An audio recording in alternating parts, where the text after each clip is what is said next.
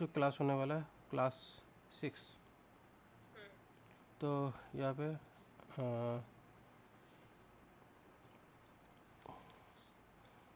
यहाँ पे हम लोग थोड़ा सा एडवांस में जा सकते हैं, क्योंकि आपका प्रोग्रेस देखा, इसीलिए मैंने थोड़ा सा एडवांस में जाने की कोशिश करूँगा।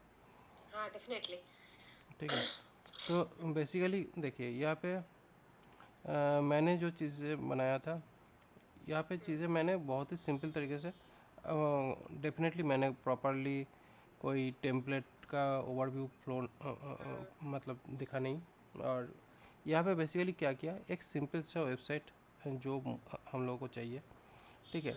ज़्यादातर लोगों का आप देखिएगा कि बहुत ज़्यादा मतलब बड़े बड़े कंपनी का तो काफ़ी अच्छा डिज़ाइन होता है, लेकिन नॉर्मल जो सर्विस बेस्ड कंपनी होता है या जो भी स्पेसिफिक लेवल का जो कंपनी होता है, वो शुरुआत में ही बहुत ज़्यादा हाई फाई डिज़ाइन बनाते भी नहीं है, क्योंकि उससे क्या होता है, लोगों को थोड़ा सा इशू लगता है कि ये अगर इतना चीज़ें दिखा रहा है शुरू में ही, तो मतलब बेसिकली बहुत सारा पैसे लेगा या बहुत कुछ होगा, बहुत कुछ ओके। मतलब दिमाग में चलता रहता है लोगों का। डेफिनेटली डिज़ाइन तो एक बहुत बड़ी काम करता है, लेकिन हमेशा से अच्छा डिज़ाइन होने से ही अच्छा काम होगा ऐसे कोई बात नहीं है। तो इसीलिए हम लोगों को क्या करना पड़ता है, यूटिलिटी बेस्ड डिज़ाइन, जो कि ज़्यादा से ज़्यादा चीज़ों को दिखा दे और उसी के ऊपर बेस करके बनाए। तो यहाँ पे बेसिकली क्या है, जो भी डिज़ाइन है उस डिज़ाइन का, जैसे यहाँ पे जो कलर का जो ग्रेडियंट है बैकग्राउंड में, ये हाँ बहुत बढ़िया लग रहा है, लेकिन हाँ। ये बेसिकली जो है, इस जगह का कलर ग्रेडियंट ऑप्शंस दिया हुआ है, लेकिन यहाँ पे जो ऑप्शंस दिख रहा है, यहाँ पे जो हेडर वाला पार्ट दिख रहा है, यहाँ पे भी वही हेडर है, जो हेडर यहाँ पे है वही सेम हेडर यहाँ पे भी है, लेकिन यहाँ पे थोड़ा सा अलग दिख रहा है, यहाँ पे बहुत बेसिक सा दिख रहा है। चीज़ दोनों का ही सेम है। ठीक है। तो ये मेनली इसीलिए है क्योंकि हम लोग जितना टाइम देंगे इसको मॉडिफाई करने में, मतलब बेसिकली यहाँ पे जो भी चीज़ है वही चीज़ मॉडिफाई होता है आगे चल के। ठीक है। तो यहाँ पे हम लोग जब काम करते हैं बूटस्ट्रैप में, जब काम करते हैं, तो बूटस्ट्रैप में काम करने के लिए यहाँ पे मेनली बहुत अलग अलग तरीके से हम लोग बूटस्ट्रैप में काम करते हैं। ठीक है। पहला जो तरीका है, हम लोग यहाँ पे ये जो टेम्पलेट्स है, इसमें टेम्पलेट्स को CDN लाइब्रेरी, जो थर्ड पार्टी जो वेबसाइट होते हैं उस साइट के थ्रू कुछ CSS और JS फाइल का जो लिंक है वो हम लोग अपने पेज पे लगाते हैं, और उसी के साथ हम लोगों के पेज के अंदर जो भी डिजाइंस होगा वो दिखता है। हाँ। उसके बाद मैंने वही यूज किया, मैंने डाउनलोड करके नहीं किया अभी तक क्योंकि हम्म, मुझे थोड़ा टाइम नहीं मिला था, मैं ये उसी में घुस गई थी। हम्म, तो मैं इसलिए बोली कि चलो डाउनलोड मैं नेक्स्ट टाइम करके करूंगी। मैं हम्म, प्रैक्टिस जो किया ना आपका लास्ट क्लास का, हम्म, मैंने ऐड करके ही किया, मतलब ठीक है, लिंक ऐड कोई करके। दिक्कत नहीं है। उसके बाद दूसरा जो चीज़ होता है, दूसरा चीज़ बेसिकली क्या होता है, यहाँ पे कंपाइल्ड वर्जन जो डाउनलोड करके हम लोग कर सकते हैं। ठीक है। तीसरा फाइल हम लोगों को जो दिखा, सोर्स फाइल्स, सोर्स फाइल में हाँ। एक ऑप्शन रहता है जो कि सैस कंपाइलर। बेसिकली क्या है, यहाँ पे जो भी CSS स्टाइल जो भी लिखा है वो बेसिकली सैस बोलकर एक जावास्क्रिप्ट मतलब जावास्क्रिप्ट बेस एक फ्रेमवर्क है, मतलब जावास्क्रिप्ट बेस मतलब बेसिकली नोड जेएस डार्ट इस तरीके का जो प्लेटफॉर्म है उसके ऊपर ही एक्चुअली ये काम करता है। तो यहाँ पे जैसे डार्ट सैस कंपाइल बोलकर यहाँ पे ऑप्शन दिखा रहा है। ठीक है। तो अ, इस जगह पे जाके तो यहाँ पे डार्ट सैस दिखा रहा है। तो डार्ट सैस मतलब डार्ट एक लैंग्वेज है, प्रोग्रामिंग लैंग्वेज गूगल का। ठीक है। जिसमें यहाँ पे ये कंपाइलर, अच्छा, ये एक्चुअली यूज़ करके मेनली जो CSS है अभी अच्छा, सीएसएस में भी ये सब programming, okay. Programming language use किया गया है। ठीक है। तो बेसिकली क्या है, मेनली इस जगह पे हम लोग जो CSS यूज़ कर रहे हैं, CSS को बेसिकली क्या करते हैं, एक बार लिखने के बाद उसको रीयूज़ नहीं कर पाते बेसिकली। उसको रीयूज़ करने के लिए सिर्फ ओनली हम लोग तभी यूज़ करते हैं जब हम लोग यहाँ पे, लाइब्रेरी करते हैं। मतलब यहाँ पे जैसे लाइब्रेरी है, बट उसी लाइब्रेरी को हम लोग नेक्स्ट टाइम यूज़ कर लेते हैं जब क्लास को रीयूज़ करने का ऑप्शन आता है। मतलब जैसे कि अगर यहाँ पे हम लोग जब CSS डाल लेते हैं, ठीक है, यहाँ पे बेसिकली CSS डालने के बाद यहाँ पे SAS का मॉडल बाद में दिखता है। यहाँ पे बेसिकली क्या होता है, हम लोग जो जिस वजह से यहाँ पे यूज़ करते हैं वो है बेसिकली ब्रेक पॉइंट्स।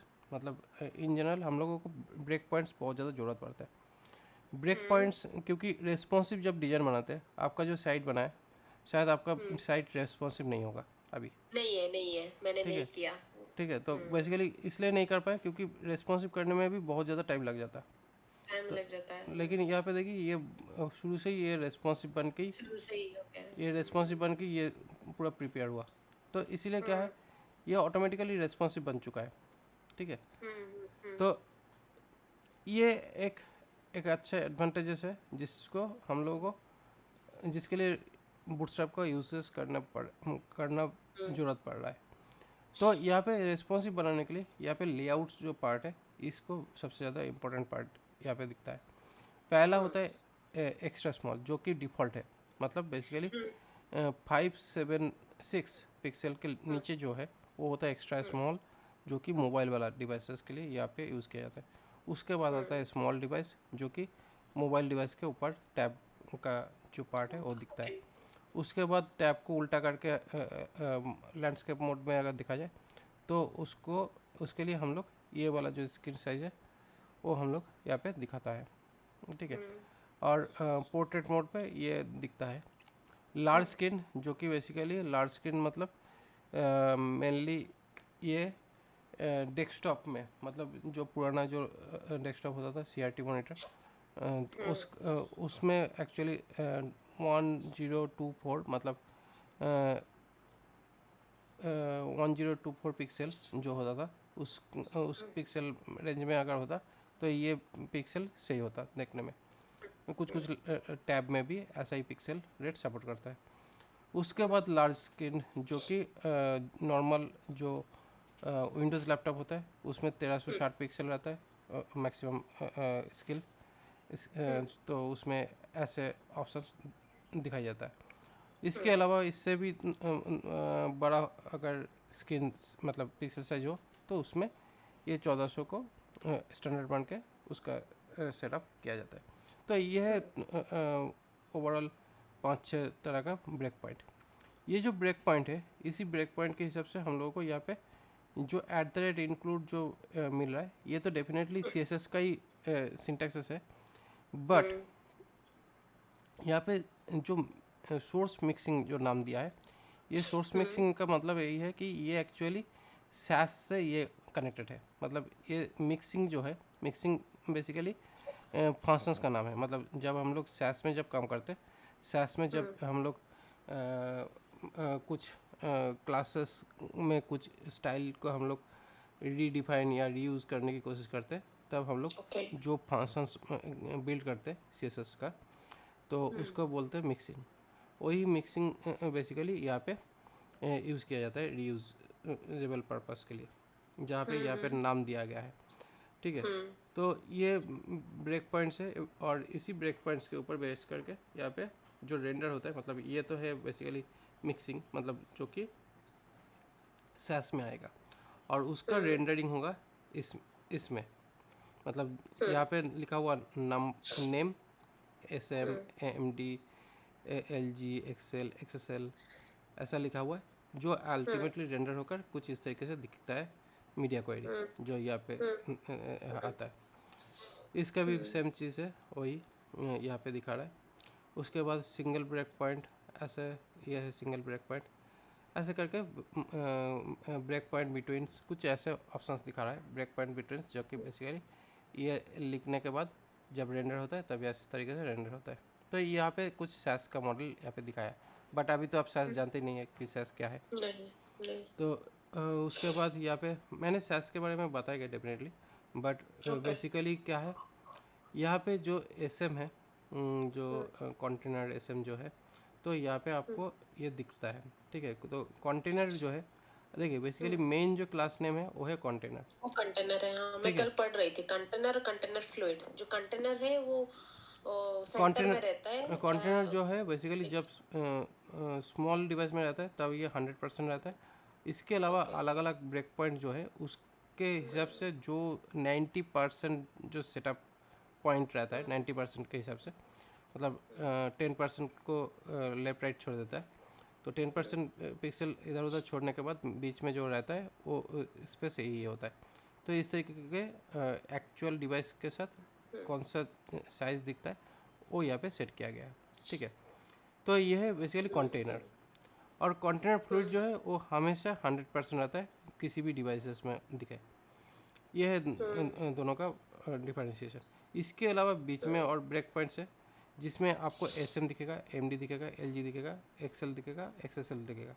इसका मतलब यही है कि आपको अब तक एस एम मतलब कंटेनर और कंटेनर एस एम दोनों ही सेम जैसा काम करेगा, ओके। ठीक है। बट एम डी जब आप करेंगे तो क्या होगा, मीडियम डिवाइस तक आपको ब्रेक पॉइंट दिखेगा, लेकिन उसके नीचे जब जाएगा तो 100% हो जाएगा। एल जी भी ओके। सेम, एल जी तक आपको ब्रेक पॉइंट दिखेगा एज पर स्क्रीनोइड, उसके बाद 100% हो जाता है। तो इस तरीके से आपका ब्रेक पॉइंट तोड़ रहा है, ठीक है। तो वही ब्रेक तो पॉइंट जनरली हम एमडी यूज करते हैं या सारा कुछ यूज करते हैं? इन मतलब जनरल हमने कल एमडी इन एमडी जनरल यूज किया था लास्ट टाइम। इन जनरल मैं जितना यूज़ करता हूँ, इन जनरल मैंने कंटेनर यूज़ करता हूँ या कंटेनर फ्लूइड यूज़ करता हूँ। और बीच वाला जो पार्ट है कंटेनर में वो मैं यूज़ नहीं किया हूँ और करता ओके। भी नहीं हूँ, क्योंकि उतना ज़रूरत पड़ता नहीं है। ये तो बहुत ज़्यादा स्पेसिफिक है, मतलब बेसिकली ये तभी ज़रूरत पड़ता है अगर आप बहुत ही ज़्यादा पिक्सल परफेक्ट कुछ डिज़ाइन बनाना है जिसमें रेस्पॉन्सिव भी बहुत हाईली बनाना होगा, तब जाकर आपको ये यूज़ कर सकते हो, अदरवाइज़ ज़रूरत नहीं है इतना, ठीक है। उसके बाद यहाँ पे यह है बेसिकली सैस वेरिएबल, ठीक है, SCSS यहाँ पे अंडरस्कोर वेरिएबल्स।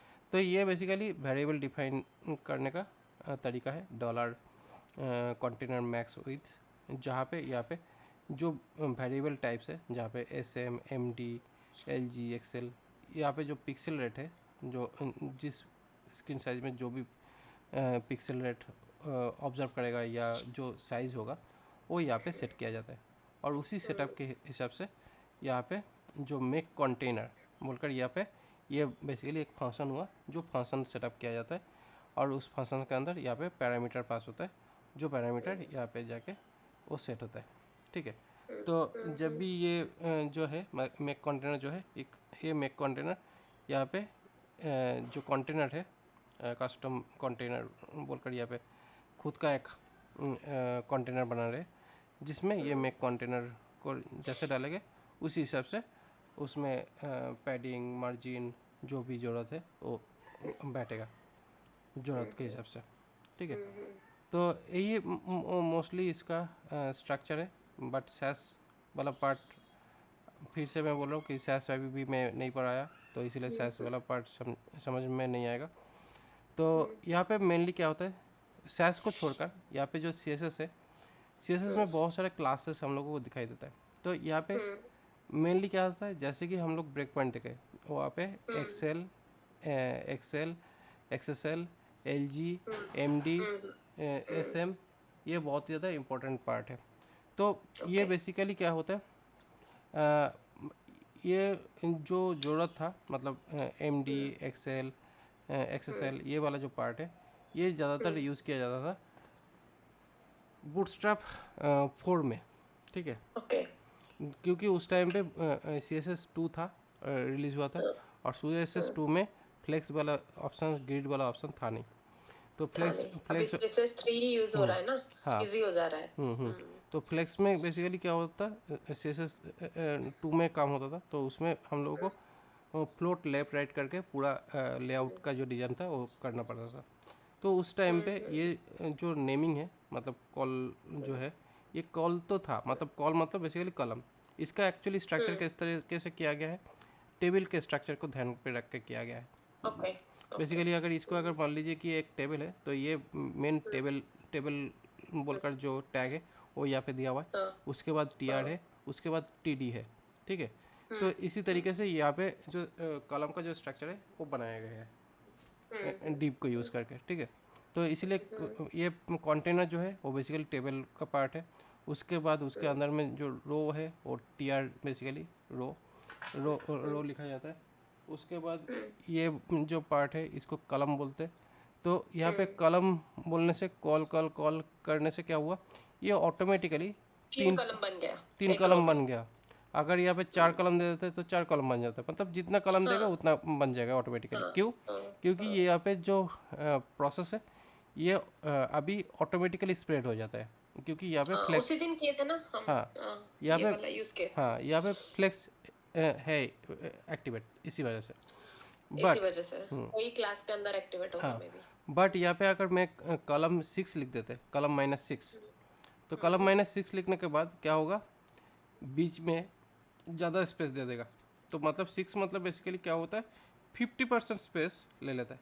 एक्चुअली क्या होता है, ओके एक एक रो में मैक्सिमम 12 कलम उनका डिविजन्स कर सकते हैं, मतलब 12 कलम हो सकते हैं एक लाइन पे बूटस्ट्रैप में, ओके ठीक है। तो ओके 6 अगर ले लेते हैं तो मतलब बेसिकली 50% स्पेस आपने ले लिया एक जगह पे, और बाकी के जो ओके। इतने स्पेस है वो ऑटोमेटिकली एडजस्ट होगा। तो इसीलिए आप अगर कभी भी कलम एडजस्टमेंट करना चाहते हो तो हमेशा दिमाग पे 12 को रखना, दिमाग पे 100% के ओके हिसाब से। उसके बाद आप जिस जगह पे आपको जितना स्पेस चाहिए, 20%, 50% या 75% या 70%, जो भी हिसाब में आप चाहते हो अपना स्पेस डालना, उसी हिसाब से आप काउंट करना कि आपका एक्चुअल स्पेसेस कितना होना चाहिए।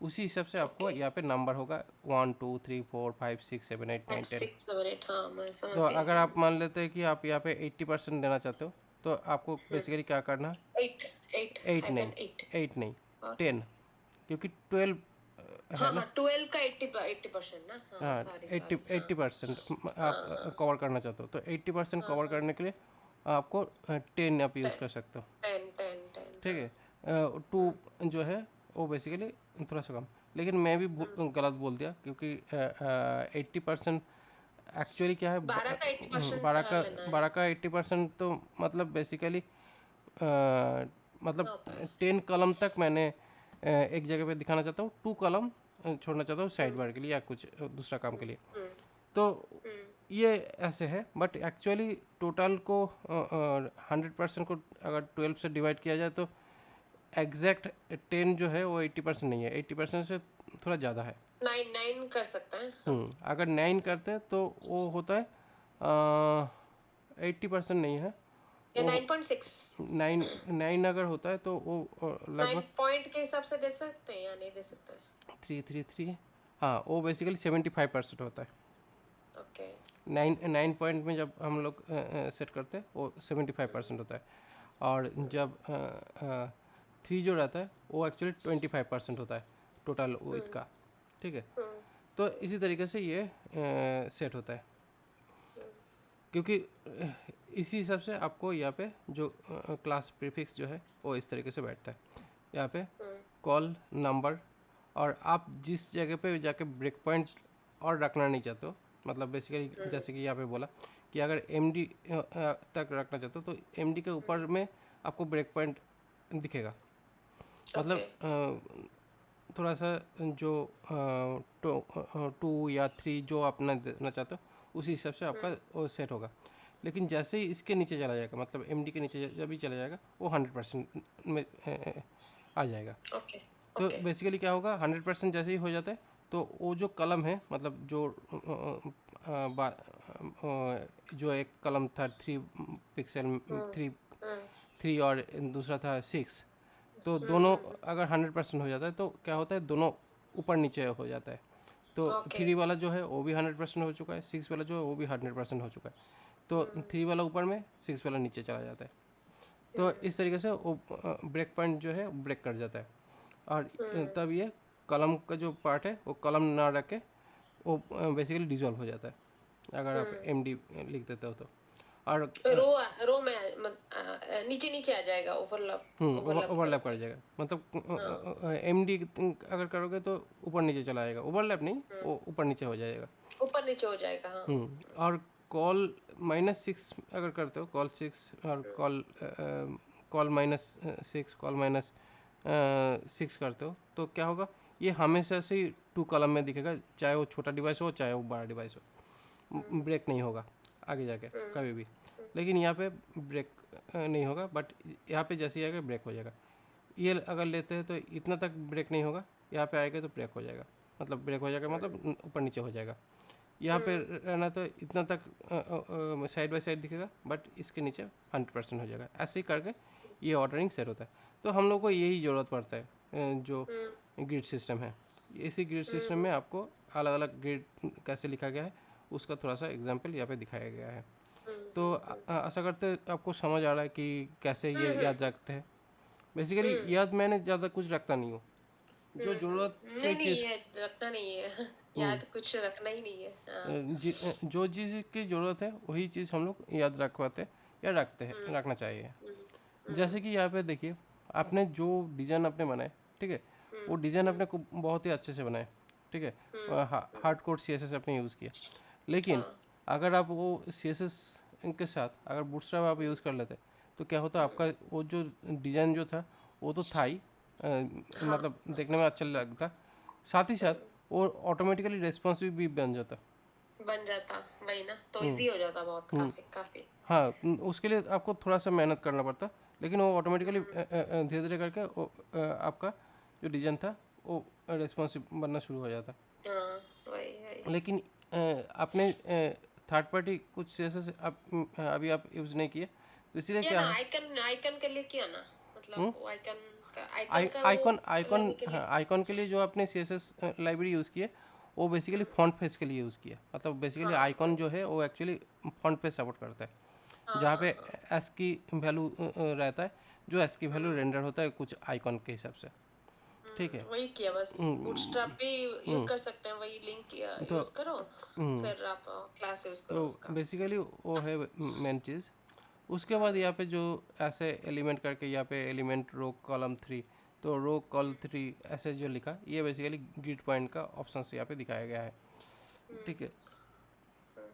तो जैसे कि यहाँ पे दिखाया कि अगर ये बड़ा मतलब बड़ा कॉलम होता, बड़ा एलिमेंट होता, तो उसमें क्या होता, एक एक ग्रिड में 5 कॉलम दिखता।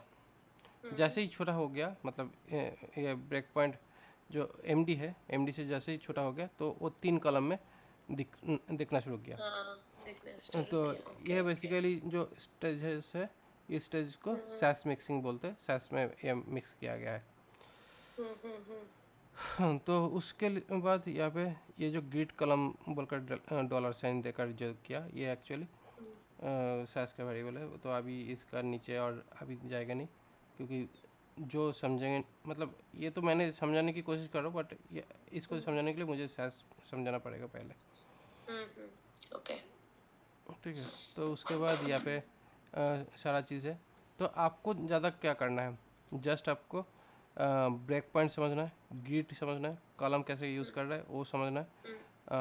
गटर गटर बेसिकली जो ऑप्शन है, ये बेसिकली आपको स्पेस के बारे में ये दिखाता है कि यहाँ पे आपको कितना ओके। स्पेस आप देना चाहते हो। जो गटर मतलब बेसिकली गैप, अभी इसको गैप बोलते हैं CSS3 में, बट पहले इसको गटर बोलते ओके। थे। तो ये अच्छा स्पेस अच्छा। डालने के लिए ये डाला जाता है, ओके। ठीक है। तो ये ऑप्शंस है। उसके बाद कुछ यूटिलिटीज़ है। ये जो यूटिलिटीज़ जो है, यूटिलिटीज़ बेसिकली क्या है, हम लोग जो एम एम करके मार्जिन, पी करके पैडिंग, तो ये बेसिकली यूटिलिटी क्लासेस है, ठीक है। डी फ्लेक्स जो कि बेसिकली डिस्प्ले फ्लेक्स के लिए यूज़ किया जाता है। तो ये कुछ है जो यूटिलिटी क्लास है, जिसको हम लोग बहुत बार यूज़ करते हैं अपने काम करने के लिए। उसके बाद जेड इंडेक्स, ये काफ़ी इम्पोर्टेंट होता है जब हम लोग कुछ स्पेशल टाइप का चीज़ें बनाते हैं। स्पेशल टाइप मतलब बेसिकली ये जैसे ही हम लोग यहाँ पे जो स्क्रॉल अप कर रहे हैं, तो यहाँ पे क्या है, ये जो मेनू बार जो है थोड़ा सा ऊपर में है और पीछे से ये कंटेंट चला जा रहा है। तो ये बेसिकली फिक्स्ड है, मेनू बार जो है ये फिक्स्ड है। ये मेनू बार तो फिक्स्ड है, बट इसका जो कंटेंट है, ये कंटेंट तो पीछे से चला जा रहा है। तो इस पर्टिकुलर पार्ट को जेड इंडेक्स बोलते हैं। आपको फोटोशॉप के बारे में कुछ पता है? नहीं, इतना नहीं। लेकिन मुझे जेड इंडेक्स के बारे में थोड़ा बहुत मैंने कल जब कर रही थी ना, मैंने जेड इंडेक्स भी यूज किया था। जेड इंडेक्स जेड इंडेक्स मतलब जैसे कि हम स्क्रॉल करते हो, आपका वो जो मेनू बार फिक्स रहता है किसी चीज में, उसी को उसी उसी में भी हम जेड डिक्लेयर इन कर सकते हैं ना। हाँ, जेड इंडेक्स बेसिकली बोला जाता है लेयरिंग। हाँ, लेयरिंग, या या लेयरिंग, या ठीक है। तो जेड इंडेक्स बेसिकली काम करता है लेयरिंग का। जैसे कि आप अगर एक एक कलर कोड मार दिया कहीं पे, ठीक है, एक कलर कोड दिया रेड कलर का, उसके ऊपर दूसरा कलर कोड दिया येलो को, उसके बाद तीसरा कलर कोड दिया रेड का। तो ऐसे करके आपने जितने कलर कोड एक के ऊपर एक चढ़ा रहे, तो वो हाँ, बेसिकली समझ क्या हो गई रहा मैं। है, एक के बाद एक लेयर आप छप रहे हैं। तो वही है बेसिकली जेड इंडेक्स, जो आपको 2D में आपको अगर दिखा जाए तो वो तो आपको एक ही साथ दिखेगा। जब आप उसको 3D में सेट करोगे तो वो दिखेगा कि ऊपर नीचे आ रहा है। तो वही बेसिकली जेड इंडेक्स होता है जो मतलब स्टैक होता है, स्टैकिंग ऑर्डर ऑफ एलिमेंट्स। हाँ स्टैक, अभी इसका नाम स्टैक भी बोलते हैं कभी कभी, बट बेसिकली एक के ऊपर एक जब हम लोग मैंने चढ़ाते हैं इसका तो वो हाँ बेसिकली हाँ लेयर होता है, लेयर बनता है। और हाँ, वही मैंने लेयर, इसका पढ़ाई किया था हाँ, कल। तो हाँ। वही लेयर हम लोग जब डिफाइन करते हैं और उसको लेकर जब काम करते हैं तब होता है जेड इंडेक्स, ठीक है। उसके बाद सी एस एस ग्रिड, यहाँ पे ग्रिड के लिए ग्रिड क्लास रहता है। मतलब आप जो रो यूज़ कर रहे थे उसी रो को ऑल्टरनेटिवली ग्रिड ऑप्शन भी यूज़ किया जा सकता है, ठीक है। हाँ, ये ओके। जो ये जो इंट्रोड्यूस हुआ है, ये इंट्रोड्यूस हुआ है तो कोई डिफरेंस नहीं है ग्रिड और, क्योंकि ग्रिड अभी तक मैंने पढ़ाई नहीं किया, कि अभी तक मैंने यूज नहीं किया। तो ग्रिड और टेबल के बीच में कोई डिफरेंस नहीं है, या फिर सेम है? ग्रिड और कॉलम के बीच में। हाँ, मतलब कलम के बीच में। यहाँ पे कॉलम्स जो है और यहाँ पे जो सी एस एस ग्रिड जो है, इस दोनों के अंदर बेसिकली डिफरेंस है। ग्रिड्स ओके कॉलम्स जब यूज़ करते हैं तब उसमें जो चीज़ें यूज़ होता है वो होता है फ्लेक्स, डिस्प्ले फ्लेक्स। ओके। और जब हम लोग वो ग्रिड तो यूज़ करते डिस्प्ले हैं तो फ्लेक्स। होता है डिस्प्ले ग्रिड। मतलब ग्रिड बोलकर भी एक अलग से सी एस एस ऑप्शन दिया हुआ है ओके। जो बेसिकली डायरेक्टली ग्रिड बनाने का काम करता है। ग्रिड और फ्लेक्स का थोड़ा सा डिफरेंशिएशन यही है कि फ्लेक्स बाय डिफ़ॉल्ट जो होता है वो सारे जितने भी उसके जो चाइल्ड कंपोनेंट जो भी होता है, मतलब चाइल्ड में जितने भी एलिमेंट्स या चाइल्ड में जो भी चीज़ें रहता है वो बेसिकली बाय डिफ़ॉल्ट आपको साइड बाय साइड सेट हो जाता है। मतलब बेसिकली कॉलम में आ जाता है, रो में, एक रो में खड़े हो जाता है।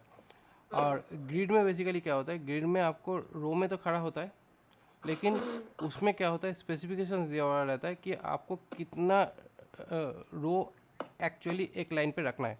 मतलब एक रो पे कितना कॉलम आपको रखना है वो आपको पहले ही मेंशन ओके, कर देना मैं पड़ता है ग्रिड समझ में, गई। ठीक है। उसके हिसाब से आपका वो ग्रिड बनता है। तो इसीलिए ग्रिड और कॉलम जो है ये थोड़ा सा डिफरेंट है। और ये जो ग्रिड वाला जो पार्ट है, इस ग्रिड वाला पार्ट एक्चुअली इंट्रोड्यूस हुआ था CSS3 में और बूटस्ट्रैप में भी 5 वर्जन में। इसके पहले एक ग्रिड वाला जो ऑप्शन था ये था नहीं। मतलब ग्रिड सिंटैक्स का कोई जो ऑप्शन है वो था नहीं। वैसे तो ग्रिड था ही हमेशा से ही, लेकिन ये जो ग्रिड नाम का जो क्लास जो है वो था नहीं पहले। यहाँ पे जैसे कि 12 कॉलम यहाँ पे दिखा दिया, तो क्या क्या ग्रिड लिख दिया, तो उसके बाद डिप डिप डिप डिप करके जो कर दिया बड़ा ग्रिड बन गया। जैसे यहाँ पे जी कॉल 6 कर दिया तो पहला 50% यहाँ पे, उसके बाद अगला 6 हाफ 50% ले लिया, ठीक है। तो ऐसे करके यहाँ पे उसके बाद नेस्टेड ग्रिड कुछ इस तरीके से सेट किया, क्योंकि हम लोग चाहे तो कॉलम को यूज़ करके ये कर सकते हैं। ये बहुत ही ज़्यादा इम्पोर्टेंट चीज़ है। जब आप ये जो लेआउट वाला जो सिस्टम है ये अगर समझ आ जाता है तो आपको बूटस्ट्रैप का काम ऑलमोस्ट हो गया है। क्योंकि उसके बाद जो ज़रूरत है, उसके बाद बेसिकली क्या होता है यहाँ पे रिबूट बेसिकली क्या करते हैं, जो भी CSS रहता है मतलब डिफ़ॉल्ट CSS जो भी रहता है उसको रीसेट करने का काम जो है वो ये रीबूट CSS कर सकता है, मतलब ज़रूरत पड़े तो उसी हिसाब से यहाँ पे ये रखा जाता है। उसके बाद टाइपोग्राफी बेसिकली कौन सा टेक्स्ट कैसे हेडिंग दिखेगा, हेडिंग कौन सा टेक्स्ट हेडिंग टैग, हाँ कौन वही सा उसी पे काम करता है। हाँ। कौन सा टैग किस तरीके से दिखेगा, मतलब कौन सा टैग किस तरीके से दिखेगा, कितना बड़ा कितना छोटा कितना लंबा कितना मोटा दिखेगा, वो बेसिकली टाइपोग्राफी का पार्ट है। तो इस टाइपोग्राफी में अलग अलग टाइप का टाइपोग्राफी हम लोगों को दिख जाएगा। हेडिंग एक जैसा है, लेकिन आप देखिए डिस्प्ले जो है यह भी अलग है। तो यहाँ पे डिस्प्ले टैग और हेडर टैग दोनों ऑलमोस्ट सेम है, लेकिन दोनों एक नहीं है। एक नहीं है, हाँ मैं कल ये थोड़ा पढ़ी थी मैं, ठीक है, तो कलर ये के बारे में भी पढ़ी थी थोड़ा। उसके बाद यहाँ पे अलग अलग जो टेक्स्ट है उसका अलग अलग टाइप का डिज़ाइन भी यहाँ पे दिखाई देता है, जो नेटिव CSS में भी कुछ हद तक मतलब नेटिव जो टैग है उसमें भी कुछ ऑप्शंस रहता है, बट उसके अलावा भी यहाँ पे कुछ डेटा हम लोगों को दिखाई देता है। ठीक है, उसके बाद कुछ कुछ चीज़ों को और भी बेहतर करने के लिए यहाँ पे जैसे कि ब्लॉक कोड यूज़ किया, तो ब्लॉक कोड यूज़ करने के बाद से यहाँ पे थोड़ा सा एक लाइन बन जाता है, कभी कभी बीच में घुसा देते हैं, तो वो मेनली स्टाइलिंग का पार्ट है, जो जिस तरीके से हम लोग इसको स्टाइल करेंगे। इसके अंदर इमेज आ रहा है, तो इमेज बेसिकली बहुत ही इंपॉर्टेंट पार्ट होता है कभी भी कोई भी साइट डिज़ाइन करेगा तो इमेज जब हम लोग डिज़ाइन करते हैं तो image by default responsive image in general बनाने की कोशिश करते हैं। तो रेस्पॉन्सिव इमेज बनाते हैं तो उसका क्लास नेम इमेज फ्लूइड देते हैं, जो बेसिकली किसी भी जो डिज़ाइन है उसके साथ मैच हो जाए। उसके अलावा यहाँ पे हम लोग थंबनेल इमेज जो 200 पिक्सल करके यहाँ पे दिखा रहा है। इसके अलावा यहाँ पे और भी जैसे कि यहाँ पे राउंडेड कॉर्नर है, तो यहाँ पे ये राउंडेड हम कॉर्नर बॉर्डर रेडियस यूज किया था मैंने कल बॉर्डर उसको बॉर्डर राउंडेड करने के लिए। हाँ बॉर्डर रेडियस हमने यूज़ किया, डेफिनेटली ये बॉर्डर रेडियस की पार्ट है, बट ये क्लास में लिखा हुआ है राउंडेड बोलकर। तो ये बेसिकली क्या है, ये सिमेंटिक हो गया, और बॉर्डर सीमेंट हो रेडियस गया। आपने जो लिखा वो भी सिमेंटिक है, बट वो बेसिकली मतलब त्रिगोनोमेट्रिक का हाँ सिंटैक्स है। मैं समझ गई। तो इसलिए उसका जो है मतलब रेडियस रेडियस आपको याद रहे या ना रहे, राउंडेड आपको याद रह जाएगा, क्योंकि यहाँ पे राउंडेड कम करना है, तो इसलिए राउंडेड जब लिख दोगे तो ऑटोमेटिकली ये राउंडेड हो जाता है, ऑटोमेटिकली हो जाएगा। ऑटोमेटिकली ये पे राउंडेड दिखेगा। उसके बाद मतलब कितना राउंडेड करना है वो हम कैसे मेंशन करेंगे बूटस्ट्रैप में? कितना राउंडेड करना है वो बूटस्ट्रैप में करने के लिए यहाँ पे राउंडेड आपको MD मिलेगा। ठीक है, राउंड डिफ़ॉल्ट राउंडेड एक दिखेगा, उसके बाद rounded SM, rounded MD, rounded LG, rounded XL, rounded XSL, ऐसे दिखेगा। जितना राउंडेड का मतलब नंबर बढ़ेगा उसके हिसाब से राउंडेड का भी जो कर्व है वो भी बढ़ जाता है। अच्छा, वही सेम हमने जो ब्रेक पॉइंट जो हाँ, लिखा वही उसी को यूज करना है ना? उसी को इन जनरल यूज़ कर सकते हैं। ओके। हाँ, डेफिनेटली ये भी देखना है कि चेंज हो रहा है या नहीं। अगर चेंज नहीं हो रहा है तो इसका मतलब वो क्लास अवेलेबल नहीं है। और अगर मान लीजिए कि आपको ये राउंडेड के ऊपर आपको कुछ स्पेसिफाई करना है डेफिनेटली कि आपको इस राउंडेड का जो राउंडेड कॉर्नर जो है इसको और भी बढ़ाना है या घटाना है, तब आप इसको एक काम कर सकते हो कि इस राउंडेड क्लास को फिर से रीराइट करो अपने CSS क्लास में, अपनी स्टाइल शीट में। वही आपने जैसे कल किया था, बटन वो कलर चेंज किया था। तो अपने CSS में फिर से उसको रीराइट करके फिर वहाँ पे आप राउंडेड बॉर्डर रेडियस डाल के आप उसका राउंडेड शेप जो है वो बढ़ा सकते हो।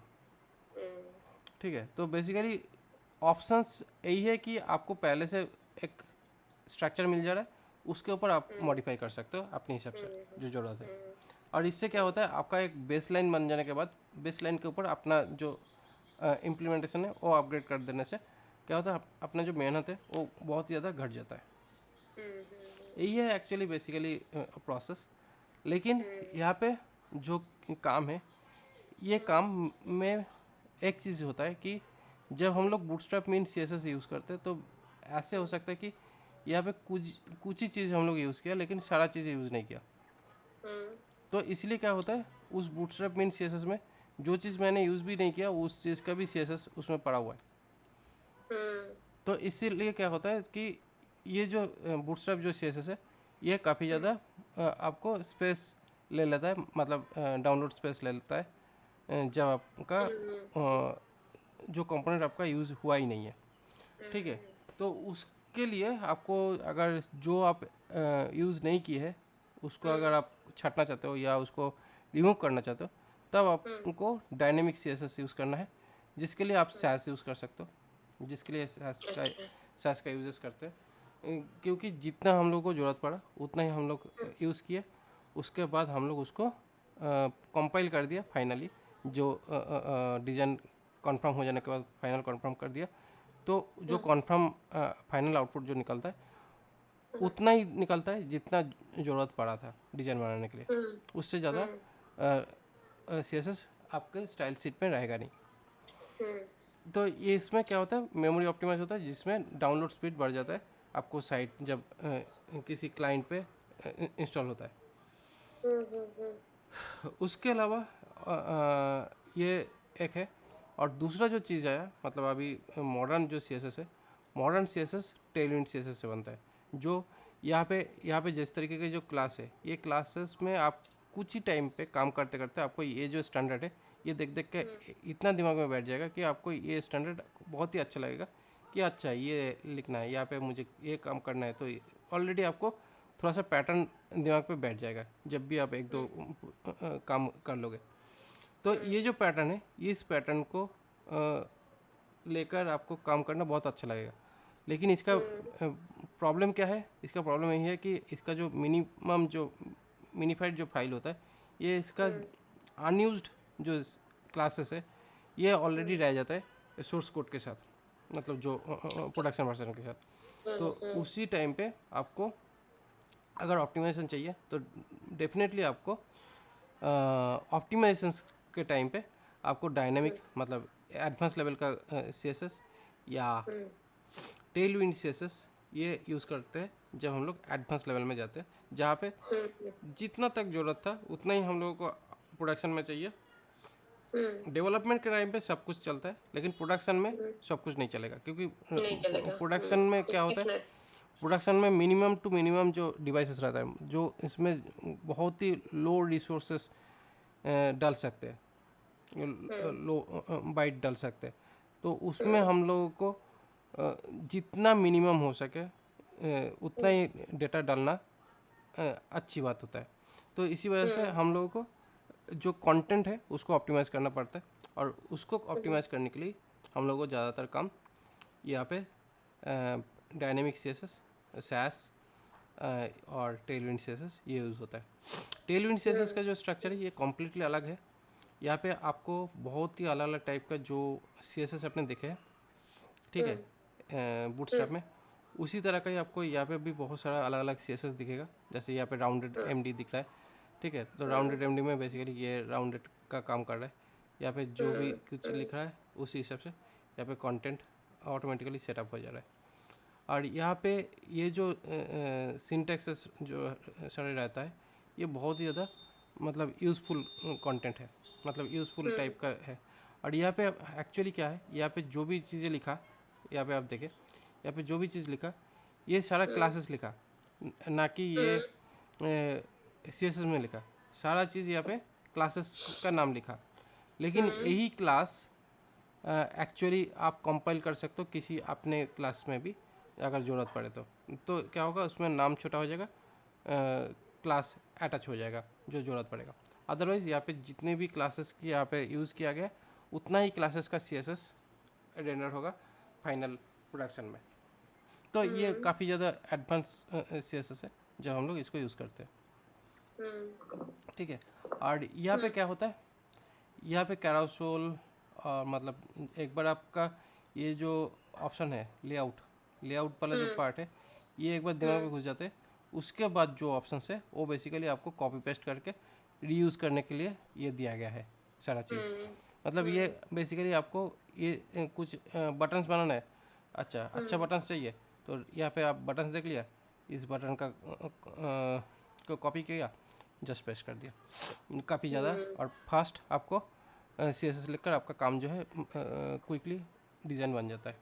यही है बेसिकली चीज़। उसके बाद यहाँ पे हेल्पर्स दिखता है, क्लियर फिक्स, जो क्लियर फिक्स मैंने लेफ्ट राइट जो दिखाया था क्लियर, ठीक है, मैंने क्लियर क्लास का नाम दिया था, यहाँ पे क्लियर फिक्स नाम दिया, चीज़ सेम ही है, clear both, display both, content, ऐसे, ठीक है। उसके बाद कलर एंड बैकग्राउंड्स, हर एक कलर क्या क्या है, उसका बैकग्राउंड्स क्या है, वो उसका कलर कोड यहाँ पे दिया हुआ ये है। तो मैं पढ़ी थी, बीजी बीजी कलर, बीजी बैकग्राउंड कलर बीजी से स्टार्ट होता है, फिर कलर में टेक्स्ट सेंटर ऐसा सब। नहीं कलर नहीं, कलर कलर कलर में कलर का बेसिकली जब नाम है, यहाँ पे एक्चुअल कलर का नाम है प्राइमरी इन्फो, हाँ हाँ, ऐसे वही नाम करके है, नाम दिया हाँ है। वही करके नाम है, हाँ। Primary, secondary, success, danger, dark, warning, dark light, हाँ ऐसा इन्फो, करके नाम लाइट, है, डार्क, हाँ। इतना ही कलर पैटर्न का नेम है, इतना ही कलर पैटर्न का नेम है। आपका अगर बीजी में चाहिए तो बीजी डालना है, और बीजी अगर नहीं डालते तो टेक्स्ट में डालेगा तो टेक्स्ट का कलर ऐसे बन जाएगा टेक्स्ट के अंदर। अगर आप कार्ड डालते हो अगर कुछ प्रीफिक्स में, अलग कलर देना है तो हमारा कस्टमाइज चेंज करना पड़ेगा फिर और कस्टम अगर कलर डाल। आपका कुछ कलर डालना है तो आप टेक्स्ट माई कलर कर दीजिए, उसके बाद कलर का नाम डाल दीजिए, CSS में हो जाएगा अपना कलर, ठीक है। बट ये है कुछ पैटर्न जो यहाँ पे है। बट अगर आप चाहते हो नहीं मुझे शुरुआत में ही मुझे कलर चेंज करना है, हाँ, अगर आपको शुरुआत में कलर चेंज करना है तो उसके लिए तो यहाँ पे जो ये जो सैस स्टार्ट हुआ है, यहाँ पे जो कलर का जो वेरिएबल दिया है, इसमें जाके आप इस कलर वेरिएबल को चेंज करना है और उसको सेटअप करना है कुछ इस तरीके से एक वेरिएबल CSS में, और उस वेरिएबल CSS से एक्चुअली मर्ज हो जाता है सारे क्लासेस में, ठीक है। तो इसी वजह से इस तरीके से ये सारा काम होता है। बेसिकली बूटस्ट्रैप में काम करना तो काफ़ी आसान है, ठीक है। वैसे यहाँ पे दिखाने लायक कुछ है ही नहीं, क्योंकि जब भी हम लोग कुछ एडवांस लेवल में जब काम करते रहेंगे तब ज़्यादातर काम बूटस्ट्रैप में ही होगा। लेकिन डिज़ाइन के लिए क्योंकि बूटस्ट्रैप इसलिए यूज़ करते हैं क्योंकि बूटस्ट्रैप का जो स्टैंडर्डाइज ऑप्शन है वो काफ़ी ज़्यादा इजी हो यूज़फुल है, जाता है बहुत। काफ़ी यूज़फुल होता है। लेकिन हाँ, डिज़ाइन करने के लिए हम लोग को बहुत अलग अलग चीज़ की जानने की ज़रूरत पड़ता है। तो यहाँ पे मैं अगर आज के क्लास में सैस थोड़ा सा स्टार्ट कर दूँ, क्या करूँ सैस? हाँ हाँ, कर दीजिए कर दीजिए। तो यहाँ पे सैस स्टार्ट करने के लिए, सैस को स्टार्ट करने के लिए दोनों तरीके से हम लोग इसको यूज़ कर सकते हैं। पहले सास हो है क्या ये एक्चुअली? सैस मतलब है सैस का ऑफिशियल नेम क्या है? मतलब जैसे कि बूटस्ट्रैप फ्रेमवर्क है, जैसे सीएसएस का फ्रेमवर्क, तो सास क्या है सैस भाई? Basically Bootstrap basically HTML CSS, Sass basically है HTML CSS बूटस्ट्रैप का एक स्ट्रक्चर, ठीक है, फ्रेमवर्क बोल सकते हैं डेफिनेटली। बट उसका सैस जो है, फ्रेमवर्क। सैस बेसिकली फ्रेमवर्क नहीं है, सैस बेसिकली एक लैंग्वेज है जो कि CSS को मॉडिफाई और अपग्रेड करने के लिए यूज़ किया गया। ओके मतलब ओके। मेनली क्या है, जैसे कि आपने PHP में जब काम करते थे तो PHP में क्या करते थे, PHP में आपने आपका जो एक वेबसाइट टेम्पलेट जो मिलता था उसको आप अलग अलग पार्ट में डिवाइड करके रखते हैं, और उस अलग अलग पार्ट का जो डिविजन्स है वो आप अपने हिसाब से, जब आपका पेज रेंडर होना का ज़रूरत है या पेज के अंदर जो डेटा रेंडर होने का जो काम होता था वो आप उसी हिसाब से डेटा के हिसाब से उसको रेंडर कराते थे थ्रू PHP, ठीक है। तो यहाँ पे बेसिकली CSS जो है, ये CSS तो डायनेमिक नहीं है, CSS स्टैटिक है कोड। बट इसका जब कोड को रीयूज़ करना है अलग अलग जगह पे अलग अलग पर्पस के लिए, तब इस चीज़ को यूज़ किया जाता है सैस,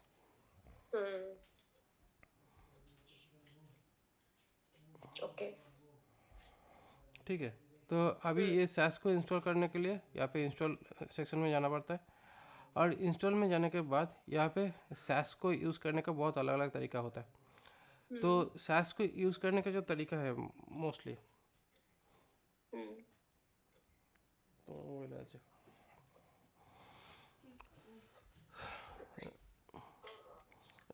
वो सैस को यूज़ करने के लिए, सैस बेसिकली क्या है, डायनेमिक पार्ट है, तो इसलिए सैस को हम लोग को ग्लोबली इंस्टॉल कर लेना पड़ता है।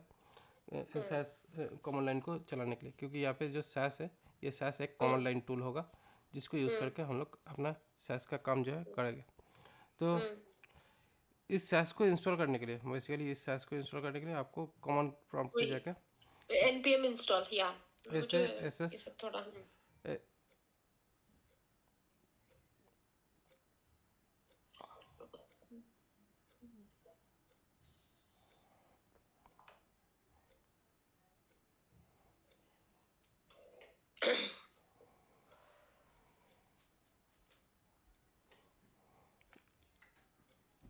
आपको सैस में जाकर काम करने के लिए आपको पहले देखना पड़ेगा कि सैस आपको कॉमन है लाइन कि नहीं। है कि नहीं है। हाँ, तो अगर ये बाय डिफ़ॉल्ट तो दिखेगा नहीं, तो इसको इंस्टॉल करने का जो तरीका है ये है तरीका। तो इसको ये तरीका सेट करने के लिए पहले आपके सिस्टम पे डेफिनेटली नोड जेएस होना चाहिए। Node okay JS dot org, यहाँ से आपको नोड जेएस इंस्टॉल करना पड़ेगा। ओके ये नोड जेएस एक जावास्क्रिप्ट कंपाइलर है, ठीक है। ओके ये जावास्क्रिप्ट कंपाइलर है। जब आप इसको इंस्टॉल करोगे तभी ये काम करेगा। तो अभी ओके अभी अगर मैं इसको रीइंस्टॉल कर लेता हूँ,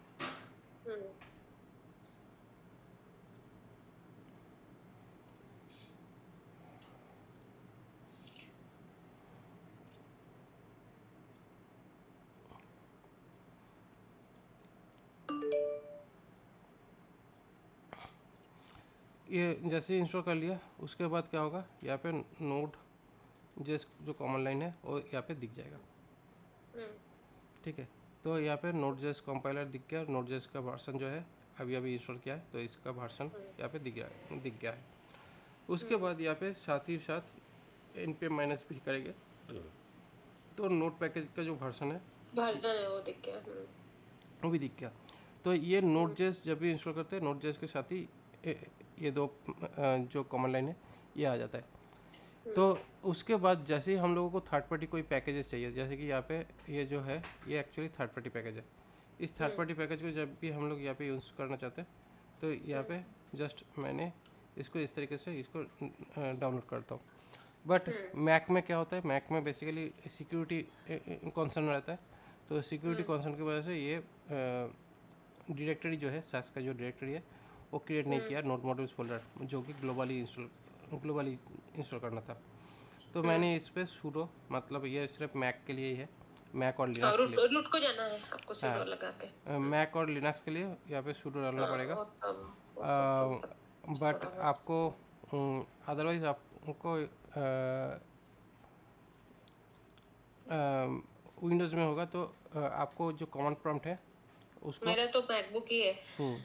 हाँ, बेसिकली कॉमन प्रॉम्प्ट अगर होगा तो उसमें कॉमन प्रॉम्प्ट पे राइट क्लिक करके ओपन विथ एडमिनिस्ट्रेटर ओपन करना पड़ता है, ओके तब ओके जाके अगर इस तरह का इशू मिले तो अभी इसके बाद यहाँ पे सैस जो टूल है यहाँ पे दिख जाता है। तो सैस यहाँ पे इंस्टॉल हो गया है। अभी सैस माइनस भी करके एक बार देख सकते हैं अगर है कि नहीं है, मतलब भी करेंगे और फ्लैग डाला बट शायद नहीं है, सैस वर्सन उस तरीके से नहीं दिखा रहा है।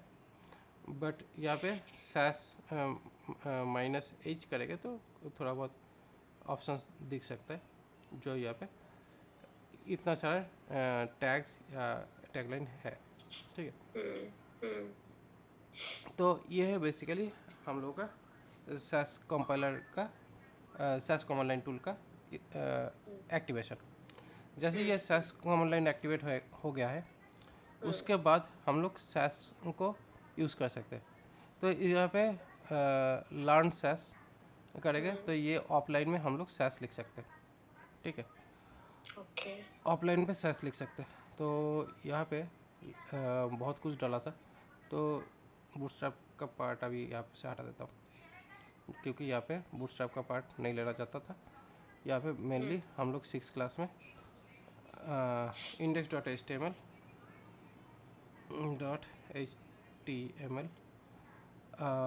और इसके साथ हम लोग जो डालेंगे HTML5 और इसके साथ जैसे ही हम लोग कुछ भी डिज़ाइन करते हैं H1 tag my website is under construction दे दिया। उसके बाद यहाँ पे जो लिंक टैग है, लिंक टैग में style dot C S S ये भी होना चाहिए, जो यहाँ पे डालेगा style.css। बट ये style dot C S S में सी एस एस दिखेगा जो जिससे ये एक्चुअली डिज़ाइन जो है वो ब्राउज़र में आएगा देखने में, मतलब दिखा जाएगा। बट ओके इसका जो सी एस एस जो है, जो स्टाइलिंग जो आएगा वो एक्चुअली आएगा दूसरा फाइल से, style dot S C S S या एस ए एस एस, ये दोनों यूज़ कर सकते हैं। एस सी एस एस और एस ए एस एस का थोड़ा सा ही डिफरेंस है। तो एस सी एस एस जो है ये ऑलमोस्ट सी एस एस का जैसे ही है। मतलब बेसिकली अगर यहाँ पे मान लेते कि H1 टैग के अंदर कलर करना है तो यहाँ पे कलर डाला एस सी एस एस, ठीक है, कलर में रेड डाल दिया, ठीक है, जस्ट सिंपल चीज़ है, रेड कलर डाल दिया। जैसे यहाँ पे रेड कलर डाला तो ये नॉर्मल सी एस एस जैसा लिखा, वैसे ही यहाँ पे भी सास में ही वही चीज़ लिखा।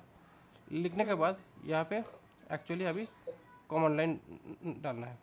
तो डालना क्या है, एस उसके बाद -i करके input file style.css sorry SCSS and -o करके style.css, यही कमांड है जो डालना होगा शायद। एक बार देख लेते हैं। ओके, यहाँ पे ये ऑप्शंस डाला वॉच करके, ठीक है, वॉच करके डाल सकते हैं, जो उससे हम लोगों का जो चेंजेस है वो दिखेगा। तो यहाँ पे वॉच में हम लोग style style.scss एंड आउटपुट में style style.css यही होना चाहिए, ठीक है। तो ये हुआ डिफ़ॉल्ट पार्ट। उसके बाद ये यहाँ पे ये जो कोड है और यहाँ पे जो आउटपुट है ये दोनों साइड बाय साइड दिखेगा, ठीक है। तो यहाँ पे जो कलर कोड यहाँ पे यूज़ कर रहे, जो भी कलर कोड यहाँ पे चेंज हुआ, जैसे ही यहाँ पे सेव कर रहा हूँ ये तुरंत क्या हो रहा है, कंपाइल हो जा रहा है और तुरंत यहाँ पे अपग्रेड दिख रहा है। अच्छा, ठीक है। तो यहाँ पे मेनली क्या हो रहा है, आप सेव नहीं कर रहे हो, डायरेक्टली कंपाइल हो जा रहा है। अच्छा, जो भी कर रहे हो नहीं यहाँ पे फाइल जैसे ही सेव कर रहा हूँ वो तुरंत यहाँ पे अपडेट हो जाता है। अच्छा, वहाँ पे अपडेट हो जा रहा है। ओके, हाँ, ठीक है। मतलब style.css का पार्ट style.css में अपडेट हो जा रहा है। ओके। तो यहाँ पे बेसिकली सैस और सैस ये दोनों कैसे काम कर रहे हैं, देखिए। बेसिकली SCSS जब है यहाँ पे हम लोग कुछ वेरिएबल यूज़ कर सकते हैं। बेसिकली यहाँ पे मैंने डॉलर करके माई COLOR कलर बोलकर यहाँ पे कलर कोड डाल देते हैं, ठीक है। वही कलर कोड यहाँ पे डायरेक्टली यहाँ पे यूज़ करते हैं, माई कलर, ठीक है। तो यहाँ पे बेसिकली क्या हुआ, ये हुआ वेरिएबल, कलर वेरिएबल, और ये हुआ कलर कोड। तो देखिए यहाँ पे एक्चुअली कलर यही था और यहाँ पे कलर कोड चाहे तो हम लोग अपने हिसाब से इसको चेंज कर लिया। जैसे यहाँ पे ये कलर कोड डाला तो यहाँ पे इस कलर कोड दिखाई दे रहा है, लेकिन जब रेंडर हो रहा है तब क्या हो रहा है, इन लाइन पे रेंडर हो रहा है। मतलब यहाँ पे लिखा दोनों अलग अलग लाइन पे, बट यहाँ पे जब रेंडर हुआ यहाँ पे एक लाइन पे ये चीज़ें रेंडर हुआ। तो यहाँ पे वही चीज़ दिखा रहा है कि यहाँ पे एक फॉन्ट साइज, फॉन्ट स्टैक, जो यहाँ पे फॉन्ट स्टाइल क्या होना चाहिए, कलर क्या होना चाहिए, यहाँ पे ये CSS में लिखा। उसके बाद वो कलर जो टाइप है वो एक्चुअली बॉडी के साथ रेंडर किया। मतलब बॉडी मतलब बेसिकली एंटायर जो भी कंटेंट होगा उसमें ये फॉन्ट दिखेगा। तो CSS में, SCSS में ये जो कर्ली ब्रेसेस जो है और यहाँ पे जो सेमीकोलन है ये दिखता है। SASS में कर्ली ब्रेसेस दिखता नहीं है और सेमीकोलन दिखता नहीं है। ये लगभग पाइथन जैसा काम करता है इंडेंटेशन के ऊपर। मतलब यहाँ पे जो चीज़ लिखा जाता है वो इंडेंटेशन में लिखा जाता है। तो इसीलिए एस सी एस एस जो है यहाँ पे जिसका इंडेंटेशन ठीक नहीं रहता है, कलर मतलब कोड इंडेंटेशन ठीक नहीं होता, उनके लिए एस सी एस एस बेहतर है। और जिनका इंडेंटेशन बेहतर रहता है वो ऐसे सैस यूज़ कर सकते हैं, ठीक है। बट बेसिकली हम लोग सी एस एस से सी एस एस अगर लिख रहे हैं तो सी एस एस लिखने में अगर आपको एक्सपर्टीज़ है तो आप एस सी एस एस लिख सकते हैं, सैस ना लिख के, क्योंकि सैस अगर लिखेगा तो आपको जो फाइल एक्सटेंशन का जो नेम है एस एस एस लिखना पड़ेगा। But S C S S अगर लिखते हैं तो बेहतर होगा।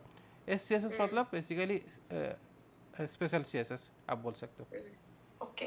ठीक है।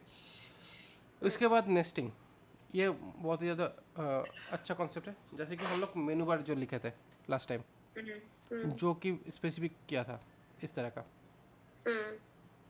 उसी को हाँ। उसी को हम लोग यहाँ पे इस तरीके से लिख सकते हैं। बेसिकली क्या होता है,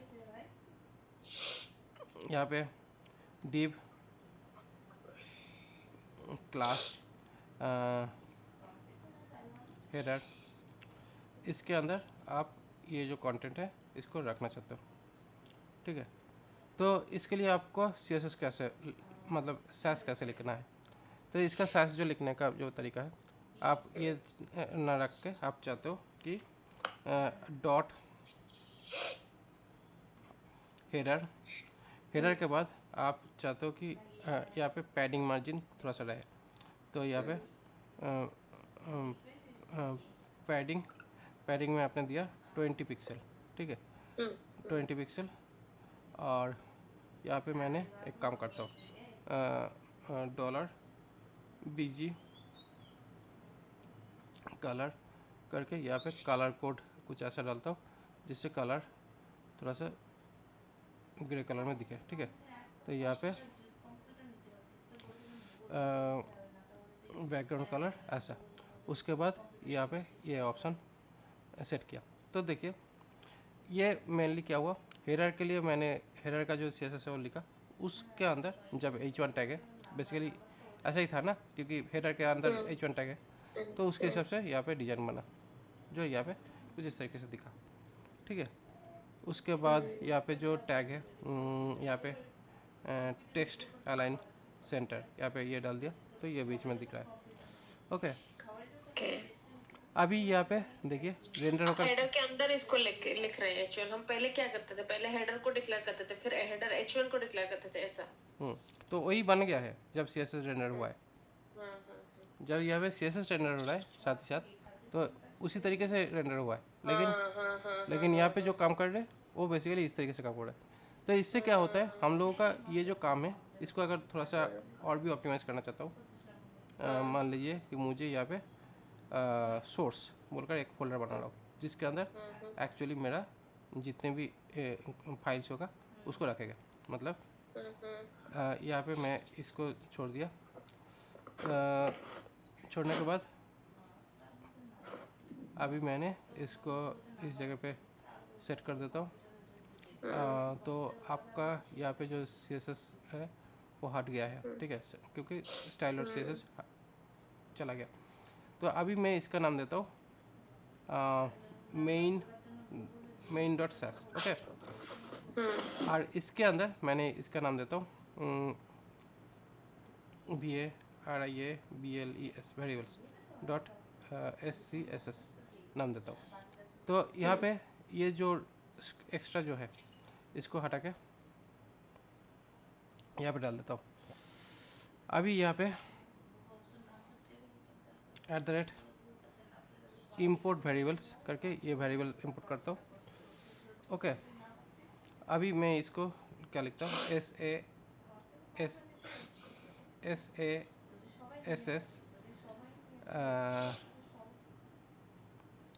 WATCH SRC slash main dot SCSS to STYLE dot CSS ऐसे।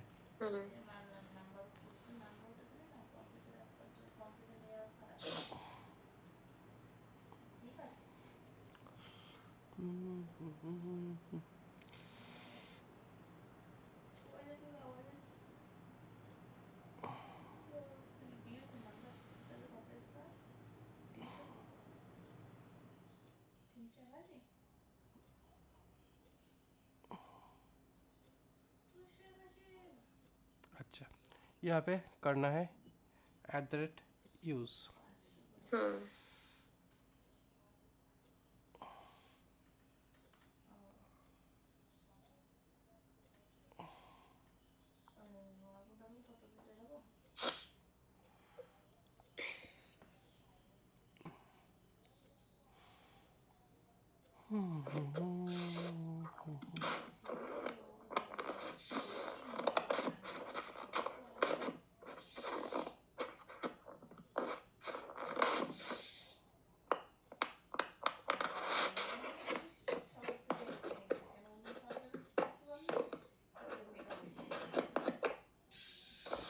ओके, तो यहाँ पे इसको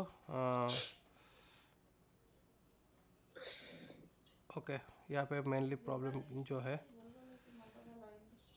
इस तरीके से लिखना था, और यहाँ पे शायद इम्पोर्ट ही चलता, IMPORT इम्पोर्ट से ये काम हो जाता। हाँ, अब ये हो गया है, ठीक है। एक्चुअली इम्पोर्ट से ही होगा। जब यहाँ पे अंडरस्कोर वेरिएबल लिखते हैं, अंडरस्कोर वेरिएबल बेसिकली ये पार्शियल पेज का मतलब समझाता है, ठीक है। तो ये जब होता है तो इससे ये होता है पार्शियल, बेसिकली यहाँ पे अलग अलग डेटा हम लोग अलग फाइल में रख दिया। लेकिन अगर हम लोग इसको यूज़, ठीक है, तो यूज़ करने के बाद क्या होता है, ये एक्चुअली एक ऑब्जेक्ट बनता, मतलब यूज़ मतलब वेरिएबल्स बोलकर एक ऑब्जेक्ट बनता। अभी इसका जो कलर कोड होता है वेरिएबल्स डॉट ऐसे लिखना पड़ता, तब जाके ये यूज़ हो पाता। मतलब जब हम लोग यूज़ करेंगे तब हम लोग इसको इस तरीके से यूज़ करेंगे, तब जाके ये काम होगा। लेकिन इससे अच्छा बेहतर तो यही है, इंपोर्ट लिख दिया। तो ये शुरुआत में लिखने की कोई ज़रूरत नहीं है, इसका प्रोसेस डायरेक्टली इस तरीके से लिख देते हैं, तो यहाँ पे ये काम कर सकते हैं। उसके बाद यहाँ पे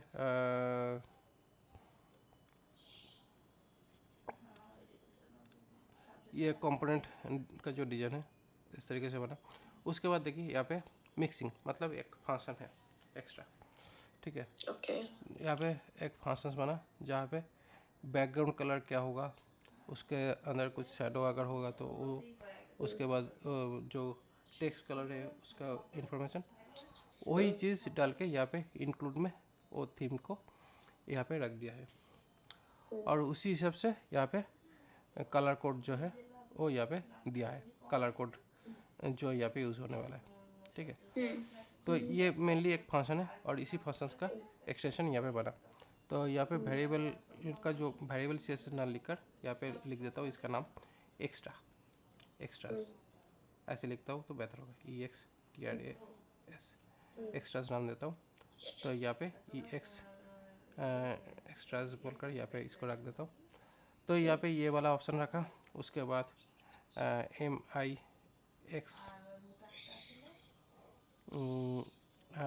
@mixing @MIXIN mixing, यहाँ पे सेंटर बोलकर ये ऑप्शन डालता हूँ, ठीक है। ये सेंटर वेरिएबल, ठीक है।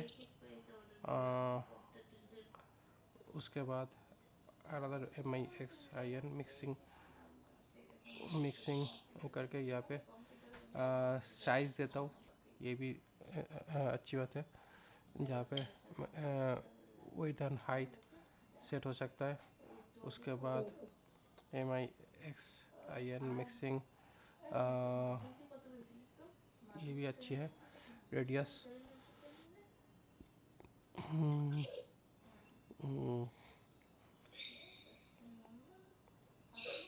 MIXIN मिक्सिंग BG, यहाँ पे बैकग्राउंड कलर कुछ इस तरीके से कुछ फंक्शन यहाँ पे यूज़ किया। तो अभी यहाँ पे जो बैकग्राउंड कलर जो था, ठीक है, यहाँ पे बैकग्राउंड कलर को INCLU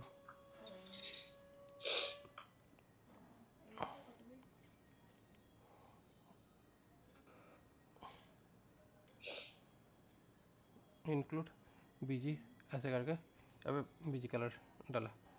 ओके, एंड उसके बाद यहाँ पे जैसे टेक्स्ट यहाँ पे इसका बीजी कलर है @MIXIN मिक्सिंग COLOR कलर करके कलर ऐसे डाल देता हूँ, जिससे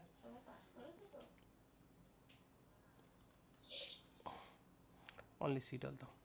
तो यहाँ पे IN @include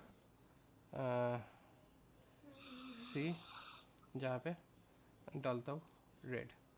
ओके, तो इस तरीके से कलर पैटर्न कुछ डाल दिया।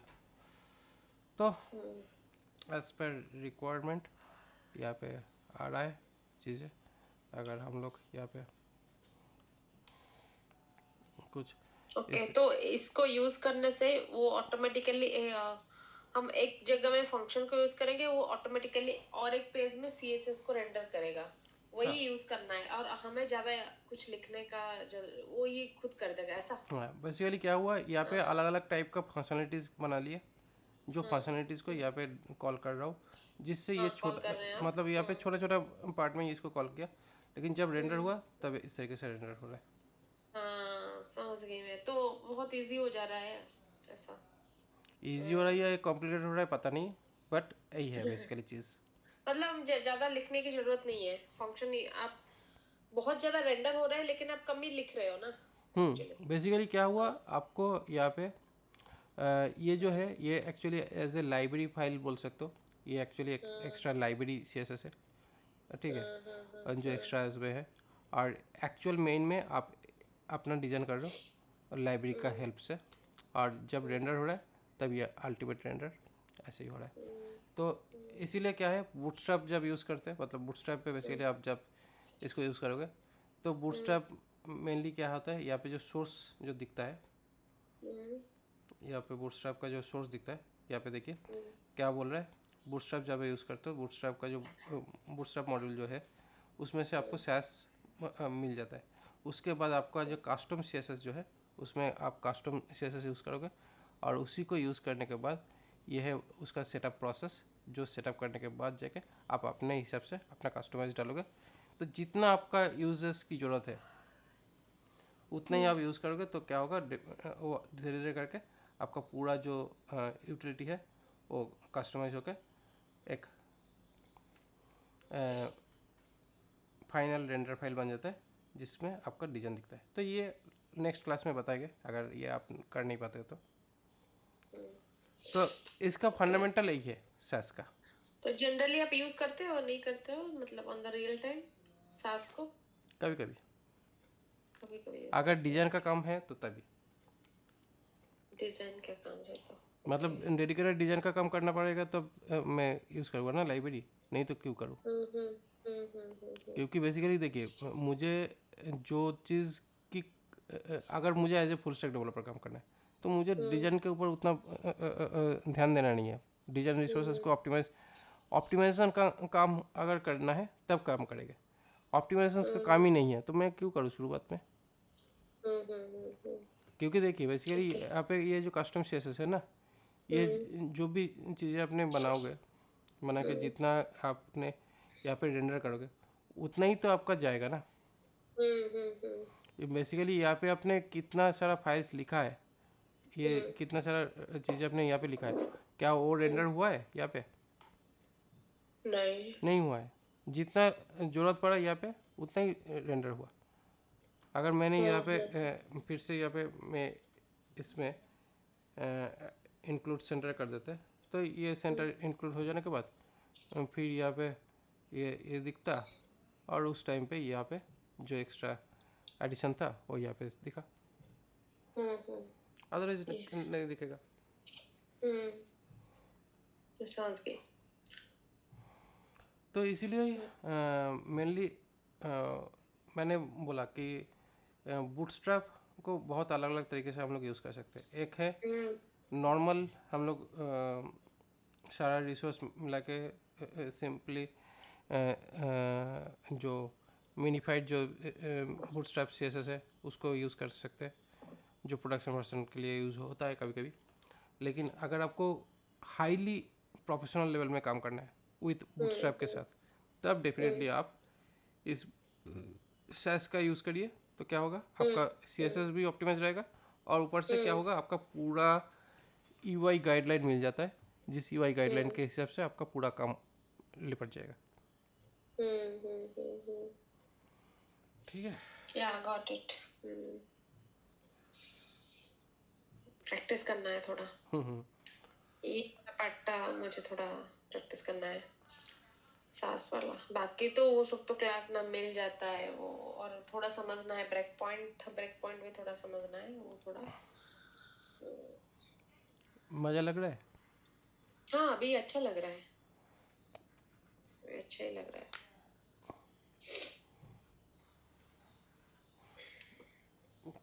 कितना सारा हम बूटस्ट्रैप को react.js में भी यूज करेंगे, react.js को बूटस्ट्रैप में भी यूज करेंगे ना आगे जाके। हम बूटस्ट्रैप। जब प्रोजेक्ट करेंगे तब इजी हाँ हो, हाँ, जल्दी जल्दी हो जाएगा ना। देखिए बेसिकली बूटस्ट्रैप का यूजेस हमेशा ही ज़रूरत पड़ता है, ठीक है, हमेशा। मैं हमेशा कल यूज़ देख पड़े। रही थी ओपनिंग्स में बूटस्ट्रैप तो रहता ही है मतलब फ्रंट एंड के साथ साथ बूटस्ट्रैप तो रहता ही है। बूटस्ट्रैप बेसिकली ऐसा है कि आपको मतलब काम करना स्टार्ट करना पड़े तो आपको बूटस्ट्रैप के अलावा आप जल्दी प्रोडक्टिविटी नहीं दे पाओगे। हाँ वही वही। लेकिन क्या है, आप जितना इसको और अच्छे से सीखोगे उतना ही चीज़ को और बेहतर कर पाओगे। क्योंकि बेसिकली देख पाया ना कि जैसे हम लोग यहाँ पे सैस वाला जो पार्ट है, इसको थोड़ा सा सीख लिया। सैस को सीखने में कितना टाइम लग रहा, कुछ लगा ही नहीं वैसे, ठीक नहीं है। नहीं।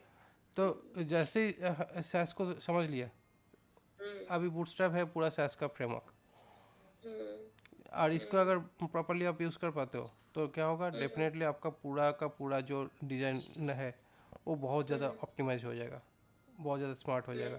जिसके वजह से क्या है, यहाँ पे जो कलर जो डायमेंशन जो दिख रहा है, जो जो इस हिसाब से ये इफेक्टिव दिख रहा है, ये बहुत ज़्यादा इंटरेक्टिव हो जाता है।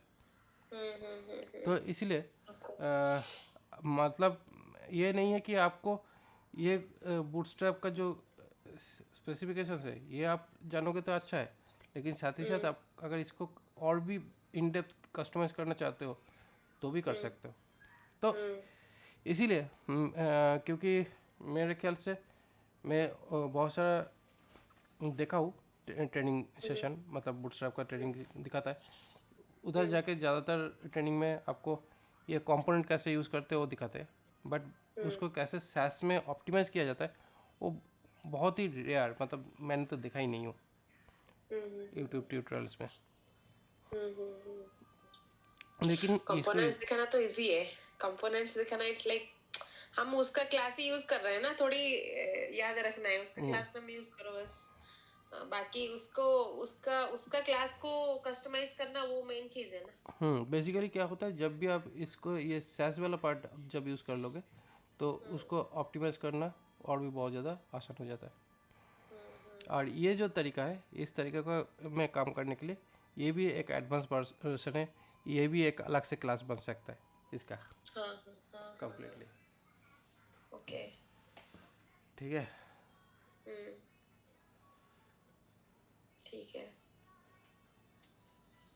सास तो बहुत यूजफुल चीज है फिर तो। सब कुछ यूज़फुल चीज़ है, मैं जितनी भी चीज़ें दिखाता हूँ वो सारे यूज़फुल है, और इतना सारा नॉलेज बहुत सारे लोगों का नहीं है। वो तो है। तो क्योंकि जब आप काम करोगे एज ए फ्रीलांसर, कभी कंपनी के अंदर काम करते हो तो उधर ज़रूरत पड़ भी सकता है, नहीं भी पड़ सकता है, लेकिन जब फ्रीलांसर के तौर पे काम करोगे पता नहीं होता है कि आपको कौन सा काम कब आ जाए और कब ज़रूरत पड़े। तो इसलिए जो भी चीज़ें हैं आपको जानना पड़ेगा ही। तो ये बेसिकली बात। तो इसलिए मुझे फ्रंट एंड बैक एंड सारी चीज़ों के ऊपर ही थोड़ा बहुत मैं नॉलेज रखता हूँ, क्योंकि ये इम्पोर्टेंट है। और जब एज ए सॉफ्टवेयर डेवलपर आप आगे बढ़ने जाओगे तो वो भी आपको भी ज़रूरत पड़ेगा। डेफिनेटली।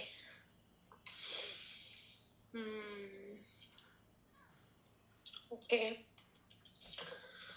ठीक है सर, फिर नेक्स्ट क्लास में हम साथ से कंटिन्यू करेंगे ना? करेंगे। ठीक है, मैं इतना बस सांस के बारे में थोड़ा पढ़ लेती हूँ और इसको थोड़ा प्रैक्टिस कर लेती हूँ। ठीक है। ठीक है, ओके, आपने रिकॉर्डिंग कर लिया ना?